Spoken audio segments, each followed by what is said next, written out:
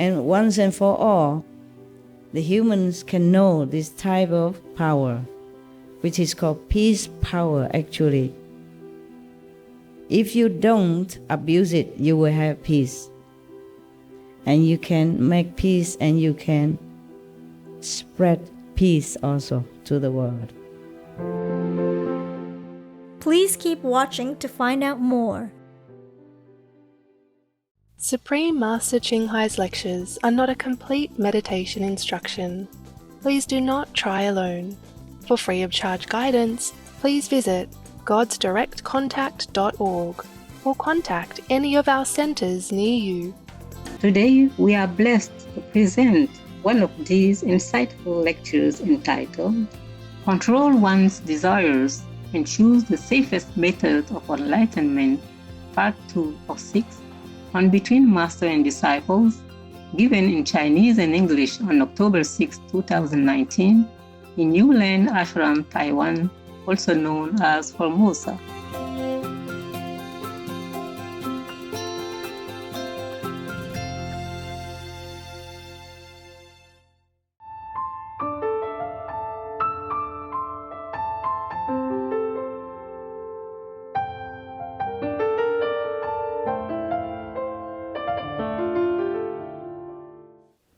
You remember the story I told you about Kabir?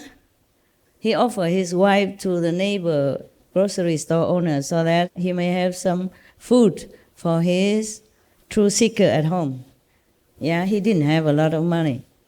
He worked for his upkeep by laboring. He doesn't earn a lot of money. So then he didn't even have money to buy enough food for the influx at that time of the true seeker who flocked to him for wisdom and maybe initiation. So his wife went neighboring to borrow some flour until they have enough money to repay, but the owner wanted something else. If she stay with him for a night, then she can have anything she wants for that day. But she doesn't stay, of course. She went home and told her husband.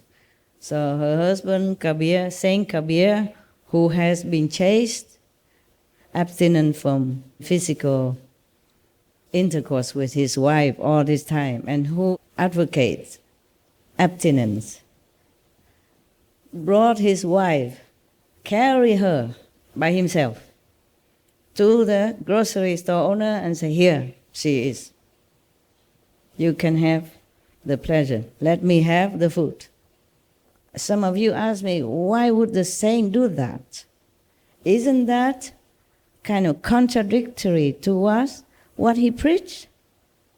Anybody? Tell me, all these years that you have been listening to me, I want to listen to you now. Who can tell me? Well, I have this fancy glass for you. Look good? No, the fan? Anyone? Why did Kabir do that? 因为他为了要利益众生，所以什么都可以牺牲，包括他自己。OK。下一个，另外一个呢？无条件的爱，无私的心，无我的奉献。Good, very good. What do? I have only this fan. Look good or not? Which one? Okay, never mind. I give it to you both, and I can have other one next time. There, 2，那么2个。Very good. Very good.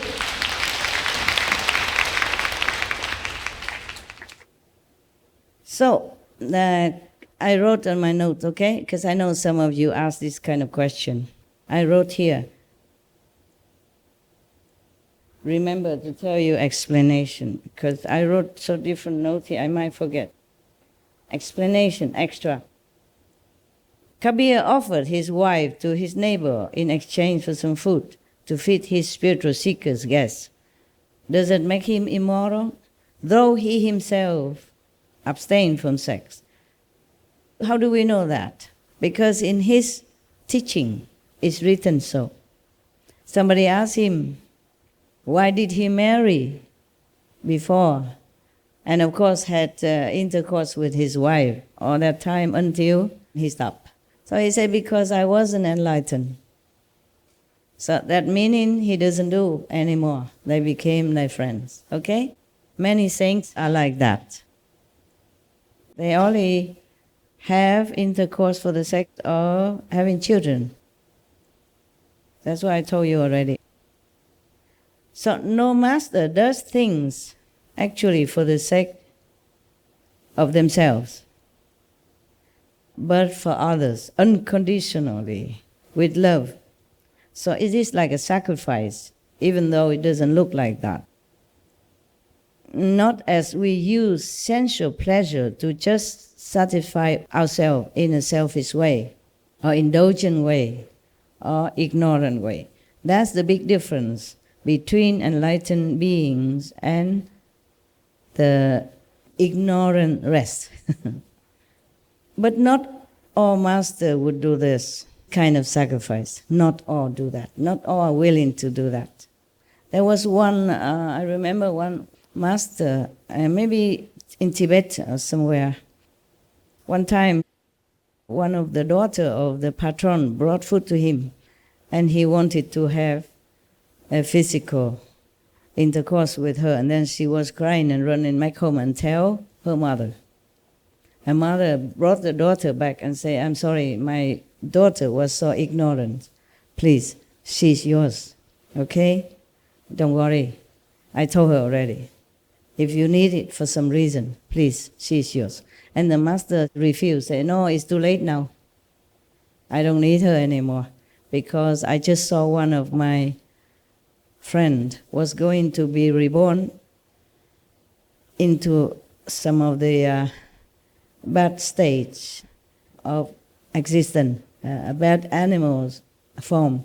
So I just wanted to help him to be born as human, and then I can continue to help him. But she ran away, and it's too late. He's gone already. He's gone into an animal incarnation already, so no need now, but thank you. Not every master do this, huh? Not all masters do this. Very rarely, very rarely. Very rarely the master gave it all. Maybe the master did not know. Also, maybe the master know but did not want. Many masters don't even want to teach students, or teach very few students, selected few, after observing for a long, long time, that they come and work for him and do some labor to earn merit, and then the master observe to see which one are more potential for the real thing, for the real initiation. So you can see the example of the master of Hui Neng. Even though Hongren, the fifth master of Zen after Bodhidharma, as many people came to him, the rich, the famous, the powerful, the normal, the common, and the monks, they came to be monk with him also. But he did not really teach them a lot. Maybe just to recite Buddha's name, bow to the statues, recite in morning and evening liturgy, the service, morning, evening service, for the ghosts and for all beings, to pray for all people. So when he have a test, exam, to see who is worthy to be his successor, the best of his so-called monk disciple wrote some, verses. It's like I could even write it myself. Very common, very classic, very safe, safe for stanzas. Until Hui Neng came, and then he wrote something else. He did not know how to write, how to read Chinese, because he came from Vietnam at that time. But he asked someone else to help him to write. And that is superior to anything that all disciple can ever imagine or can come up with. It's not what he wrote. It is truly he realized that. Because he is super enlightened already. He was enlightened already before he came to this master. But then this master, of course, gave him the official transmission of the Dharma, and he became complete enlightened then. Therefore, you can see what he wrote. I'm not trying to explain the Diamond Sutra here, so we skip that. I just want to tell you that his writing mirror what he realized inside. That's why Master Hongren gave him his chasa, the clothes, and the begging bowl that has been left since the Bodhidharma for the successor. It's just a symbolic of successorship. It don't cost anything much. It's just a normal monk's robe, okay? And a normal monk begging bowl is not made of gold or diamond or anything that is so precious that somebody even chased Huineng afterward, trying to kill him to get these things. Many people want to kill him or to harm him for this monk's robe and for the begging bowl. Not because they are valuable. It's just they are a symbol of mastership, of the succeeded mastership. And they hated it when a Vietnamese just came not long ago and then left with the most treasure of China at that time. Even not many masters want to give disciple initiation. Milarepa, he has to work for a long time, yeah, and suffer a lot of beating, scolding. And then even he sneak into another area to find the chief initiated disciple, just like Guanyin messenger nowadays, to get the initiation. It doesn't work. He has no experience, nothing. No light, no sound. Because the original master, Mahabharata, did not allow it. It's not the chief disciple that gave initiation. It is the master who gave. Even the master is not there. Just like sometimes you get initiation here, I'm not there. But you still have experience.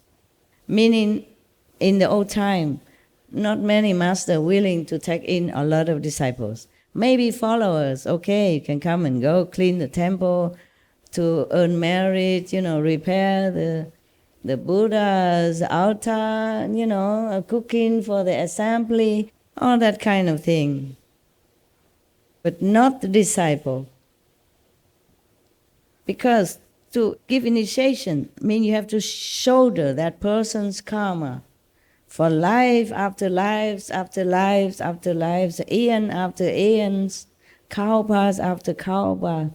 One person karma alone can cover up the whole sky. Buddha said that. Not to talk about his families, his friends, his loved ones, wives, and 5, 6, 7, 8, 9 generation, backward, forward. So not every master willing to suffer. Or not many masters having enough power to cover all that. Therefore, not to talk about any other thing that is extraordinary, like offering his physical body or his spiritual energy through physical contact. I will tell you why later. The extra, okay? Remind me. If any master sacrifice at all, then through the body suffering, like, for example, Jesus, bless his soul, or Prophet Muhammad, peace be upon him, or Buddha even, he has to suffer. But not much is written because Buddha is man. Men, they don't talk a lot about their suffering. Even if they almost cannot walk or race, no problem, I'm okay. Yeah, macho, And they're just not used to it. They've just been taught to bear it all, to keep it to themselves, which is good. I don't do this stuff. I don't do this macho stuff. Mostly I do. It's just, if I can, I air it out, yeah? So some of you know, so that you don't illusionize about being a master, how glory and how beautiful and how easy, only come out on Sunday wearing beautiful glass and talk beautiful things and have a lot of bodyguards around Sunday. Yeah, it's like that. So if the master suffer, mostly just physical pain, Very rarely a master suffers. Like the story I just told you about the Lama who wanted to have physical intercourse with that daughter of the good family. The thing is, if you suffer physically, for example, like Jesus, everybody will worship you, cry for you, pray for you, and they still worship you for eons to come. Because it's a real sacrifice, obvious and gruesome. Even then, it's very terrible already to be nailed on the cross and suffer humiliation and pain and suffering even before the cross. So many masters has been tortured, poisoned, maimed, killed, flayed alive, burned alive, etc. This we all are familiar with. But to suffer through physical intercourse is another thing. It's really ultimate. So you hardly hear any master do that, except the one I told you, that mentioned very little anyway. Many monks wouldn't like to hear that, wouldn't accept that. And Kabir is the second one that we heard of.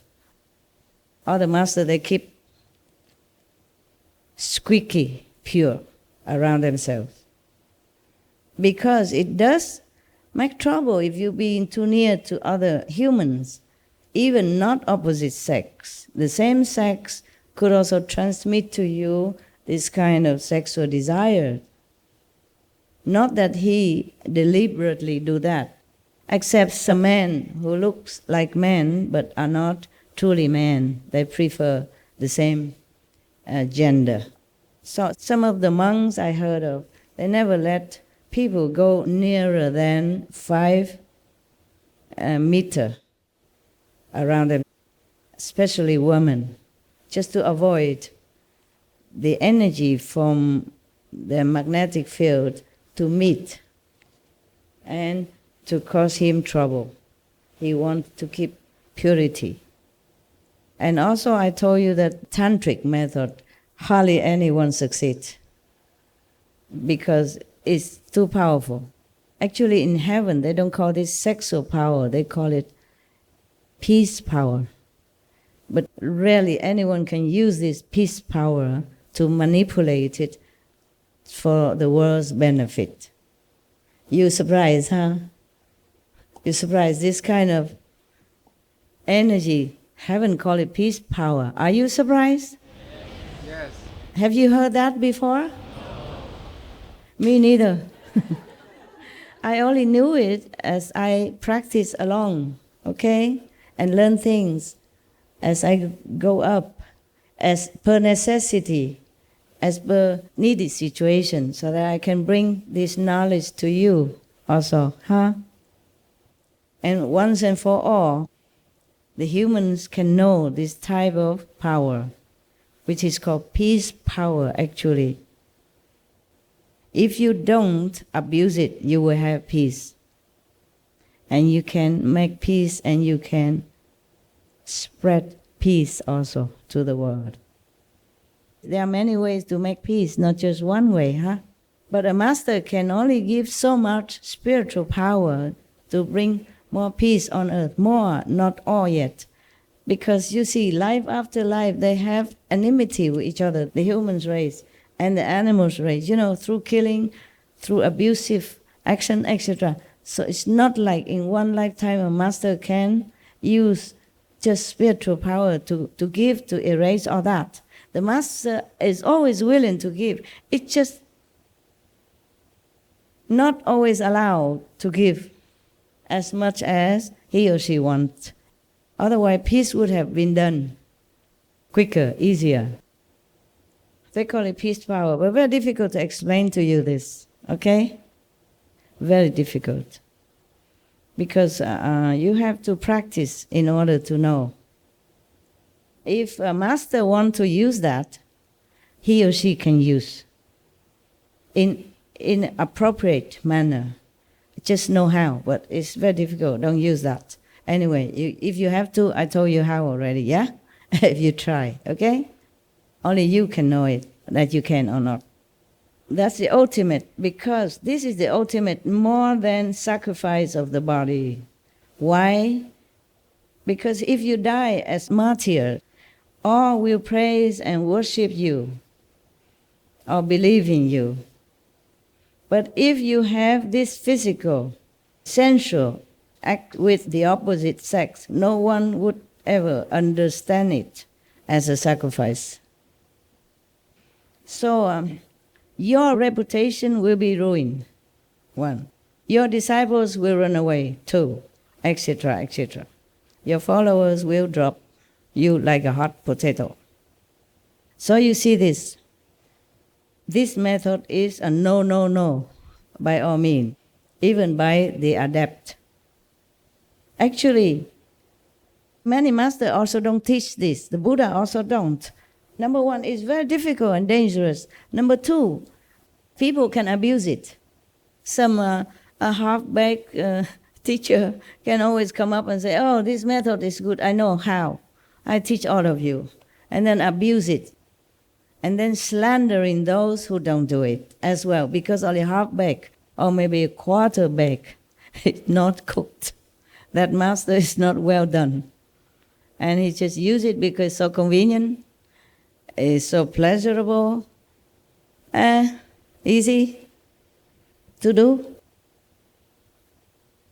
Easier than sit all day, meditate for many hours, eating 1 meal a day, wearing scanty, very simple clothes, living in a simple area. And then many of the vulnerable followers and believers would fall into this kind of trap, thus harming themselves. Harming themselves because they will think this is the way and the master is perfect. The master can do it. They lead you to liberation through that. And they're all falling. And they have no chance to find a true method. So many masters don't allow this, so it's just a taboo. No, no, no. Some masters know this, but it's taboo and it's easier just to say no. So no more question, no more trespassing, the limit. Not to talk about the master himself would ever do that for the above mentioned reason. But that is not all. That is not all harmful about this method. More to come. If I have time, I will explain to you.